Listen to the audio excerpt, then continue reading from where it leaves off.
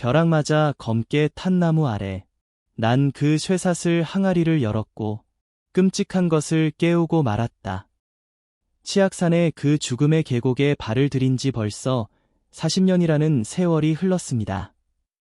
지금도 눈을 감으면 그 소름 끼치는 노쇠방울 소리가 귓가에 생생하게 울립니다.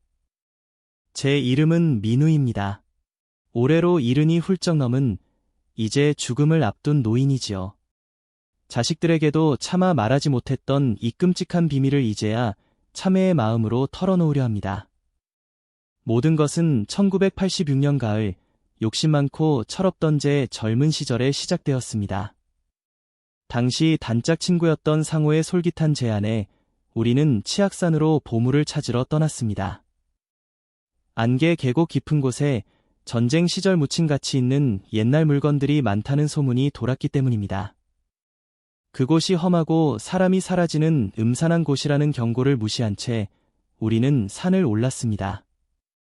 그날은 유독 날씨가 흐렸고 짙은 안개가 기괴한 절벽들을 집어삼킬 듯 덮고 있었습니다. 우리는 햇빛조차 들지 않는 빽빽하고 울창한 황량한 계곡 깊숙이 들어갔습니다. 그곳 공터 한가운데에 벼락을 맞아 까맣게 타버린 거대한 고목 한 그루가 서 있었습니다. 나무 주변에는 풀 한 폭이 자라지 않았고 사방은 숨이 막힐 정도로 고요했습니다. 상호는 나무를 가리키며 이런 신령한 나무 밑에 분명 돈 될 만한 게 묻혀 있을 거야 소리쳤지요.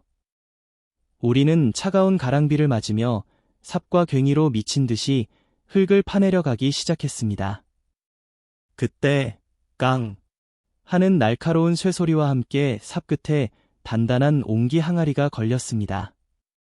흙을 조심스럽게 걷어내자 기름을 바른 듯 시커멓고 윤이 나는 옹기 항아리가 모습을 드러냈습니다. 기이하게도 항아리 입구는 낡아 빠진 거친 삼배천으로 겹겹이 봉인되어 있었습니다. 그리고 항아리 몸통은 녹슨 쇠사슬로 꽁꽁 묶여 있었고 작은 노쇠방울 하나가 달려 있었지요. 상호는 얼굴이 하얗게 질려 물러섰습니다. 민우야, 이거 무당들이 묻은 신내림 항아리 같아. 건드리지 마. 하지만 눈먼 탐욕이 제 눈을 가렸습니다. 저는 그 안에 금붙이라도 들어있을 거라 확신했습니다. 가져온 도끼를 쥐고 저는 온 힘을 다해 그 녹슨 쇠사슬을 내리쳤습니다. 쨍그랑 쇠사슬이 끊어지며 노쇠방울이 작게 흔들렸고 날카로운 소리가 계곡에 퍼졌습니다. 그 순간 땅속에서 얼음장처럼 차가운 한기가 우리 두 사람의 얼굴을 덮쳤습니다. 저는 서둘러 삼배천을 찢어발기고 기대를 품은 채 항아리 속을 들여다보았습니다. 하지만 금은 보화는 없었습니다. 그 안에는 사람 머리카락으로 감싼 지피인형 하나가 들어있었습니다. 인형의 몸에는 피처럼 붉은 물이 까맣게 말라붙어 있었고 지독한 피비린내가 진동했습니다. 그리고 항아리 바닥에는 눈 부위가 붉은 먹선으로 지워진 한 중년 남성의 바랜 사진이 있었습니다. 실망과 분노에 가득 찬 저는 항아리를 땅바닥에 내팽개치고 상호와 함께 서둘러 하산했습니다. 우리가 지옥의 문을 열고 잔혹한 원혼의 봉인을 풀었다는 사실을 그때는 전혀 알지 못했습니다. 원주 외곽에 있는 집으로 돌아온 첫날 밤 기괴하고 끔찍한 일들이 시작되었습니다. 정확히 밤 12시 저는 적막한 뒷마당에서 들려오는 익숙한 소리에 잠에서 깼습니다. 딸랑, 딸랑, 어둠을 뚫고 느릿하게 울리는 그 노쇠방울 소리였습니다.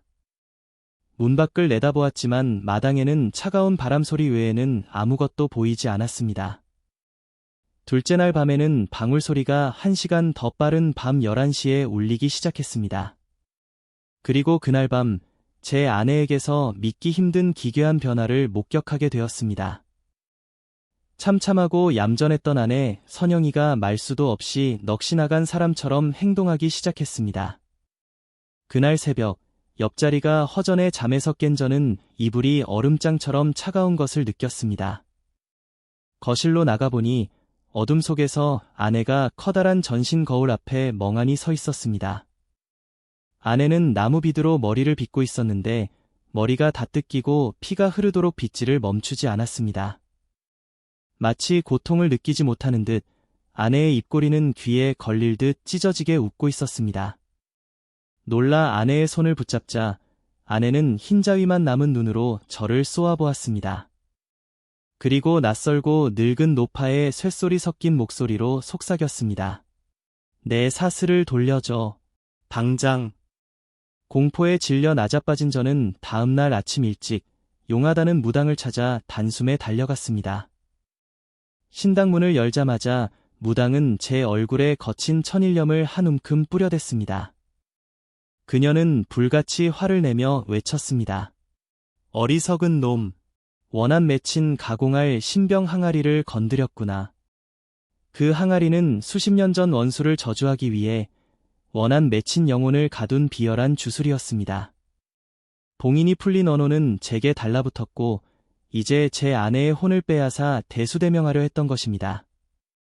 아내를 살리기 위해 저는 무당과 함께 치악산 안개 계곡의 그 고목나무로 다시 향했습니다. 거센 비바람이 몰아치는 어둡고 음산한 산속에서 살풀이굿이 시작되었습니다. 무당의 징과 방울 소리가 거칠게 울려 퍼지며 빗소리와 함께 숲을 뒤흔들었습니다.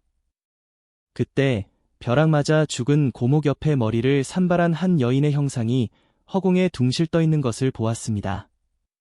그 여인은 매서운 원망의 눈빛으로 저를 매섭게 쏘아본 후 향연기 속으로 흩어져 사라졌습니다.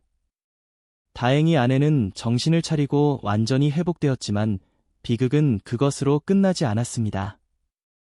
불과 일주일 뒤 그날 함께 산에 올랐던 상호가 끔찍한 교통사고로 세상을 떠났습니다. 브레이크가 고장난 대형 목재 트럭이 읍내 도로에서 상호를 그대로 덮친 것입니다. 그리고 저 역시 그날 이후 왼쪽 다리가 알 수 없는 이유로 마비되어 급격히 여의어갔습니다. 의학적으로도 설명할 수 없는 그날의 탐욕과 어리석음에 대한 가혹한 대가였습니다. 40년이 지난 지금도 바람이 불어 처마 밑의 풍경이 흔들릴 때면 제 가슴은 공포로 찢어집니다. 세상에는 함부로 건드려서는 안 될 비밀이 있습니다.